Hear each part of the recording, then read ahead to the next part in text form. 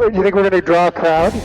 After days of fuel hunts and hectic riding, we finally reached Ethiopia's eastern city of Harar, a place of vivid colors, deep history, and even wild hyenas. But today, we leave its ancient walls behind, heading toward the border with Somaliland, the northern region of Somalia that few foreigners venture into. We ride through beautiful Rocky Mountain landscapes and weave through remote villages living a different life. I think that guy kind of wanted us to stop. We encounter checkpoint after checkpoint. Oh, we were so close. Slowing our progress as passports are scrutinized again and again. The border crossing causes total confusion, and after endless discussions, we think we are clear. But nothing is ever guaranteed. Oh, sorry. Oh, yeah, no, it's not going. It's not going. It's not going.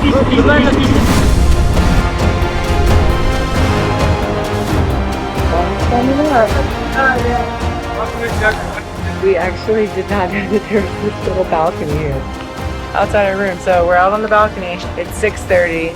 We thought breakfast was at 6, but it's actually not till 7, apparently. Trying to hit the road really early today because we have like a 3-hour ride to the border with Somaliland, and then we have to cross in, and then it's another couple hours to where we were supposedly going to stay, but we'll see. We've already had 2 full days of riding. Yeah. So we might not ride the full 5 hours, because 5 hours is really like 6.5. But it's a nice morning out. It's pretty cool. 55 or 60 degrees. It's going to get up to 80. Yeah. Sun's coming up. We're excited to hit the road. We're going to go get some breakfast, hopefully, and see what there is to offer.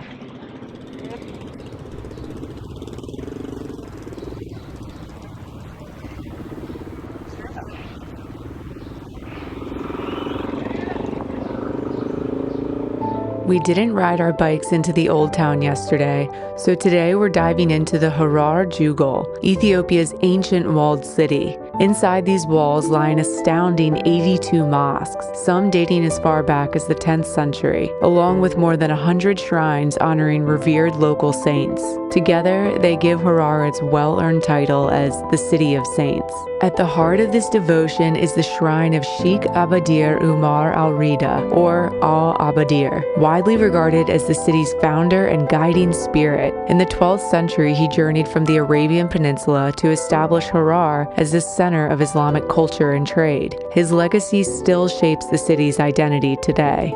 Harar is often called the Mecca of Africa, considered Islam's 4th holiest city after Mecca, Jerusalem, and Medina. This reputation comes from its early adoption of Islam and its centuries-long legacy as a center of Islamic scholarship. Riding through these narrow streets lined with walls built between the 13th and 16th centuries, you can feel Harar's rich blend of Islamic architecture, African traditions, and centuries of history. Every stone is worn smooth by time, and carved doorways reveal a culture and faith that make the city feel like a living museum. One of Harar's more surprising stories is tied to the French poet Arthur Rimbaud. After walking away from writing at just 20 years old, he ended up here, spending more than a decade in East Africa. He lived in this house from 1880 to 1891, trading coffee, ivory, and firearms, while the city itself changed hands between rival powers. In 1887, Harar fell to the Ethiopians, who attacked the city to halt Ottoman-Egyptian expansion in the region. Rimbaud's old house still stands, a quiet reminder of Harar's Arabian and African heritage and the constant intermixing of cultures that have coexisted here for centuries.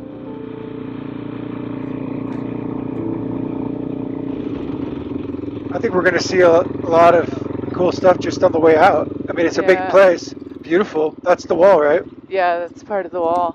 So the walled area, I believe, is 1 square kilometer, and it's basically just like the old town. So this is actually where we fed the hyenas last night. That's right. That's where they come. But it all started basically 100 years ago. The hyenas were killing a lot of people's livestock, and there was a huge problem. And it's just become like a tradition, and it's continued kind of ever since. So this is the only place that they do it, but they're actually wild hyenas that now are just accustomed to the routine of getting fed at the junkyard. Wow, up on the hill looks really cool. pretty. It's super colorful. Whoa.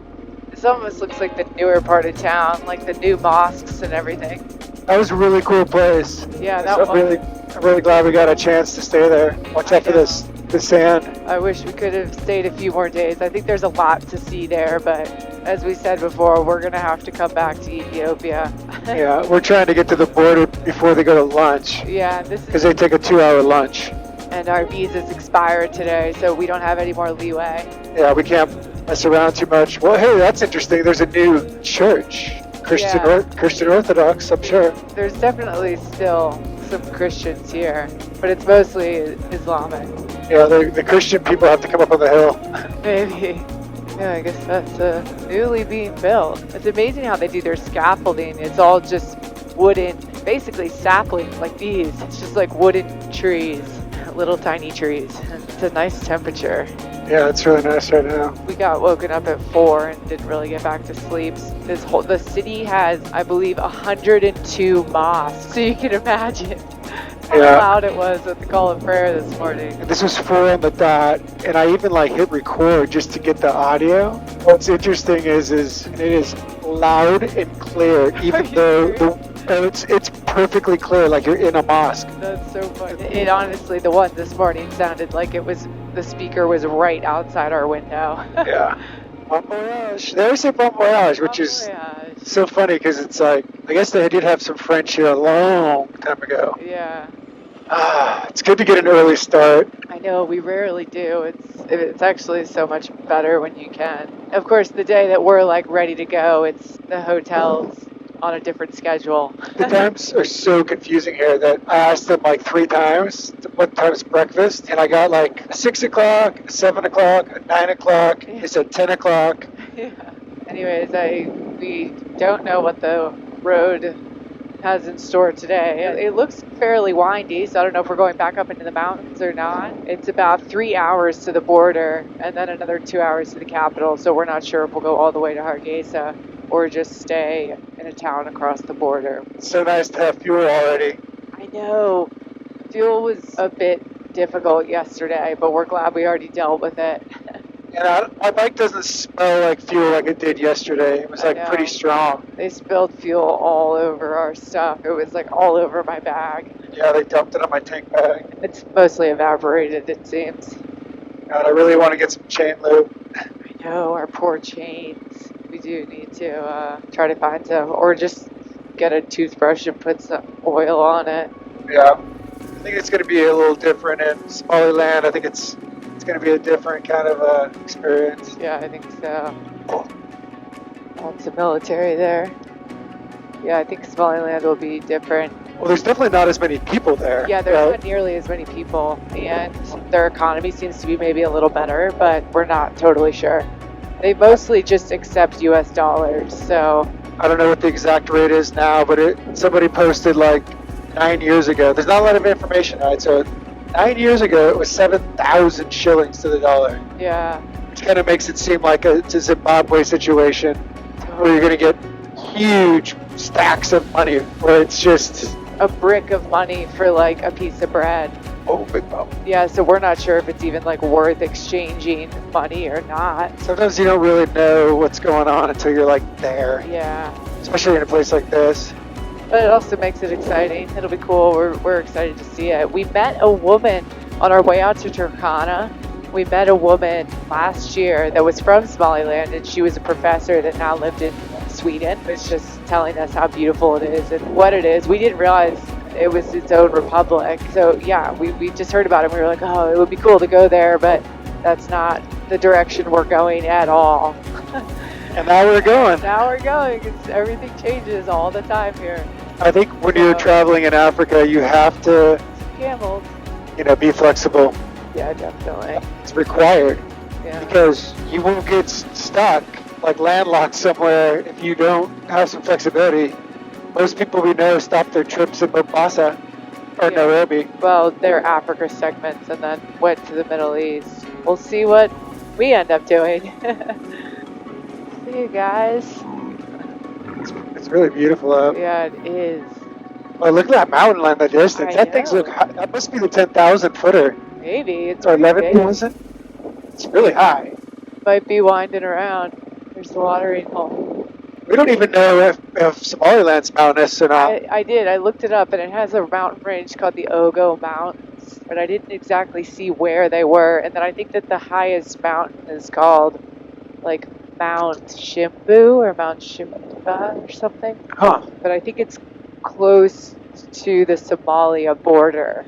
It's funny. It's hard to tell if that's Oh, dust, cool. smog, or just I low don't know. kind of clouds. People have fires. Watch out for these donkeys. People have a lot of fires. It's probably more of that than anything. They cook everything over the Yeah. fire. Morning light is always really beautiful. What's going on there? Church, maybe? It's Spe- Sunday. Just be careful of that bus Yeah, thank you. or truck.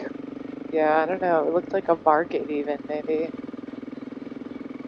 They're always cooking these donuts. I mean, that we've passed a lot of people and they're just kind of frying up these donuts and they look amazing. This guy's moving out. Guess I'll just let him go.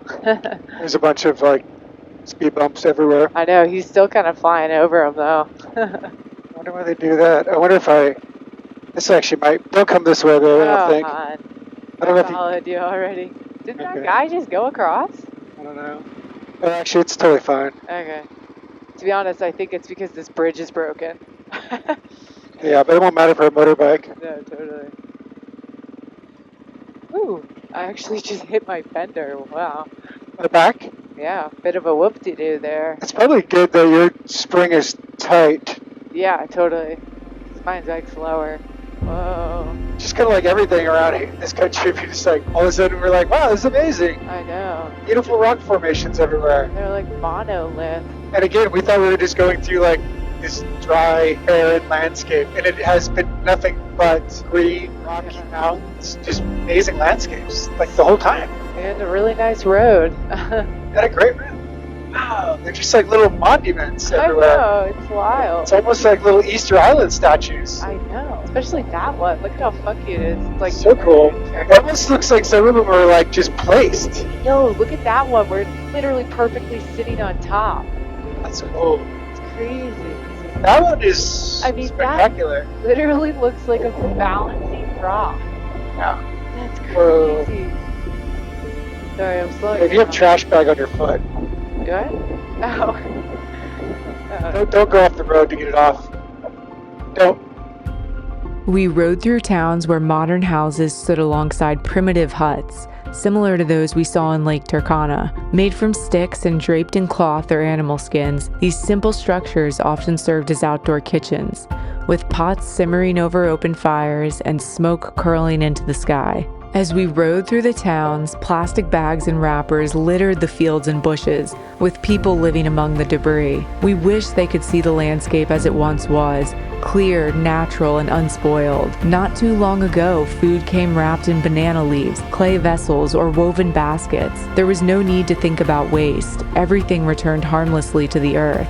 Now, with massive amounts of plastic produced and little infrastructure in remote communities, trash piles up with no clear way to manage it. Education and resources are scarce, and when survival is a daily struggle, caring for the environment often takes a back seat.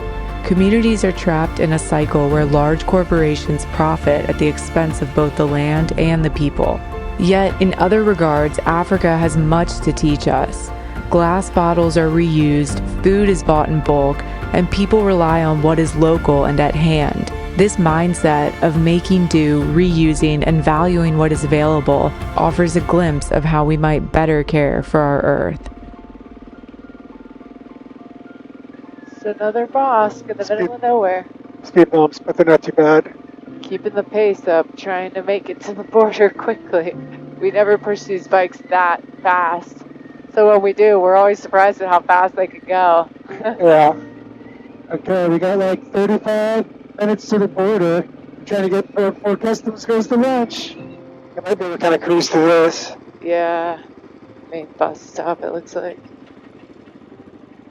Salam.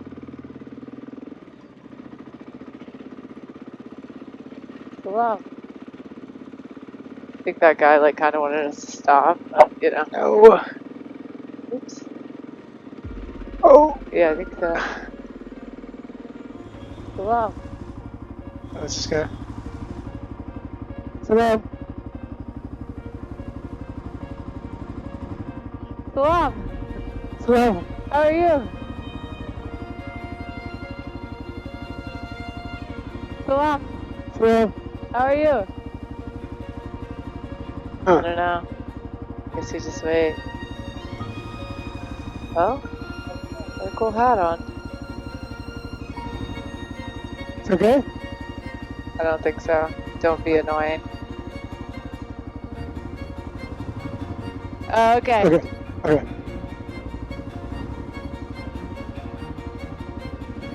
Well, don't get too far off, babe. Yeah, I know. Just Oh, I'm just gonna leave it. I think they want us to like pull off, but it's too difficult. oh, you want to help?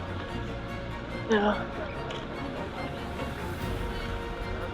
Did it tell us to stop? Yeah, Oh. Here, let me just help you. it's okay. Is this okay? It's good? It's okay? Oh, we were so close. Turn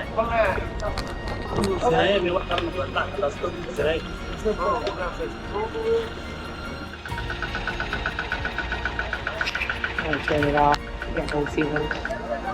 After about 15 tense minutes, they finally allowed us to continue. Their only concern was verifying our Somaliland visas as we approached the border. Foreign passports in this direction were unusual, and they made several calls to the immigration office in Addis to confirm everything before letting us pass.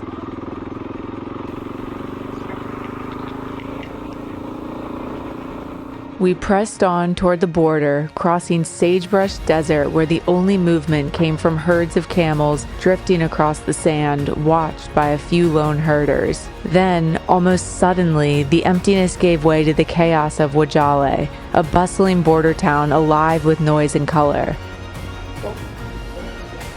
Ethan narrowly missed a pedestrian as we rode straight into the heart of it.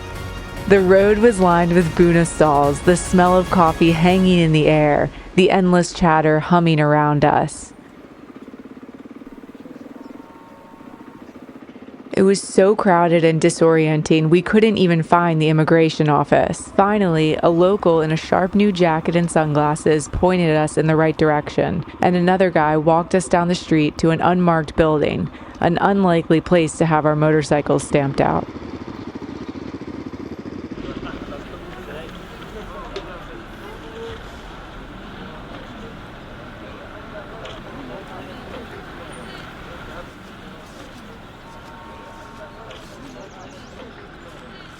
Okay, we just got done at Ethiopia. It took a while. They didn't really know what the carnet was, so we had to call some people and walk them through it, but we finally got it done. And now we're heading towards Somaliland. And we think we have a fixer for some reason. I don't know. Anyways, we're going to head that way and see how it goes. Alright, oh, there's our guy. Oh, he's in park there. Okay. Okay, I guess we gotta really go to let us through the road. Okay, I don't know. I'll just go.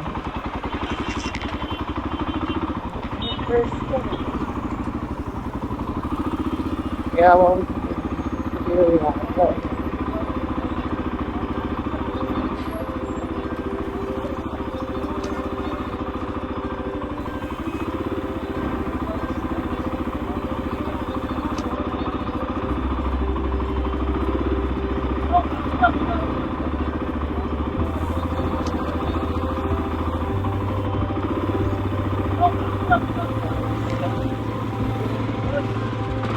After crossing the rickety bridge, more daunting in reality than it ever appears on camera, we gathered our documents and braced for the challenges of customs. But instead of scrutiny, we were met with broad smiles. The border agents, astonished to see us, greeted us with endless handshakes and insisted on photographs. Relief washed over us. We had arrived in Somaliland, welcomed with a warmth that far exceeded our expectations. Got it!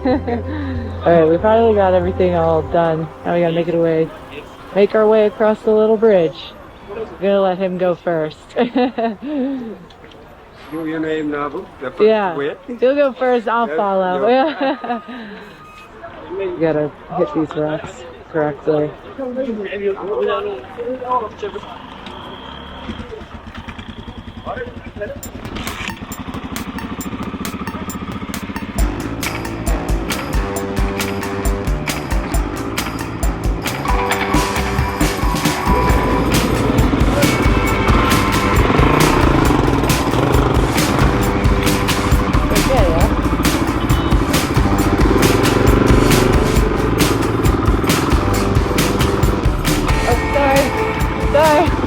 Thank you.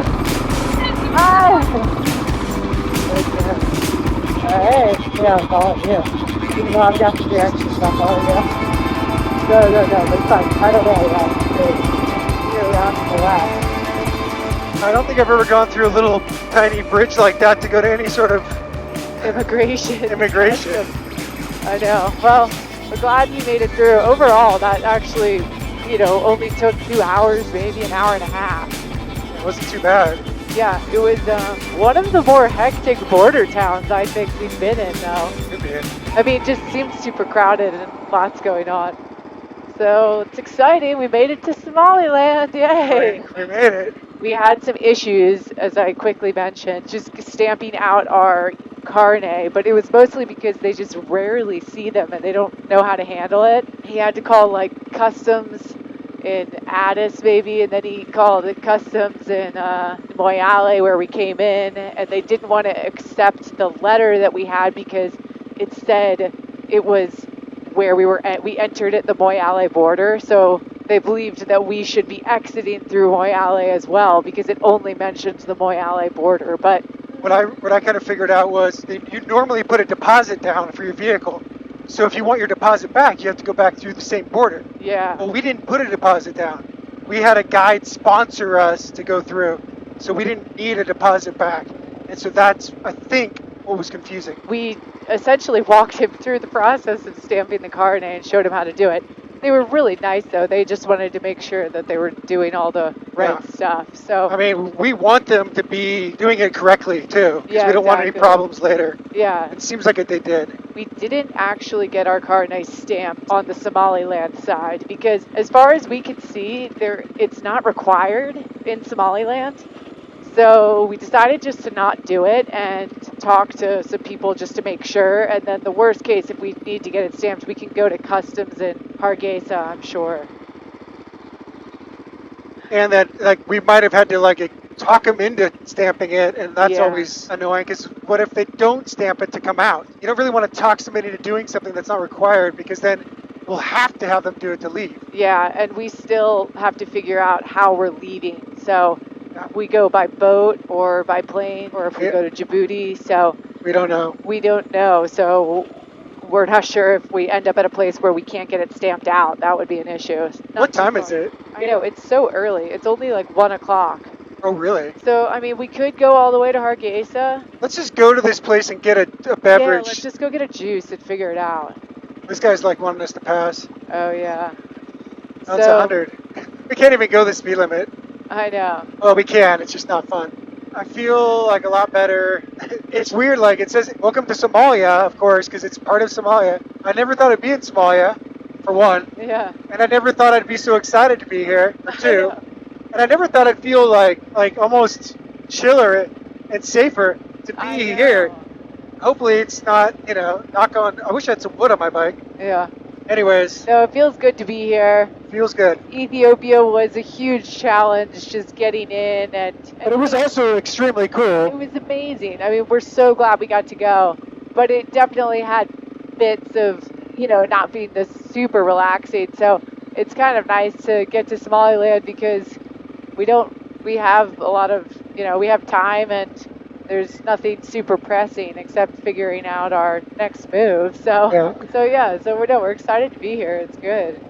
One other thing to note is I swear, when you come in or leave or whatever, especially leaving, if you need to smooth things out, if you start talking to anybody, and that's including people in the U.S. or any country in the world, about how much you love their country, it's all negative news on the media everywhere for a lot of places.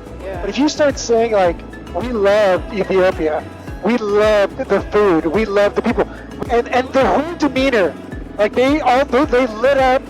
It was so nice, Yeah. you know. No, they get really excited. So we always do that whenever we're leaving. We just talk about our favorite things from the country. But it's also true, right? Oh, it's also true for sure. Yeah. But it definitely like gets them excited, and it does always make the demeanor a lot more relaxed.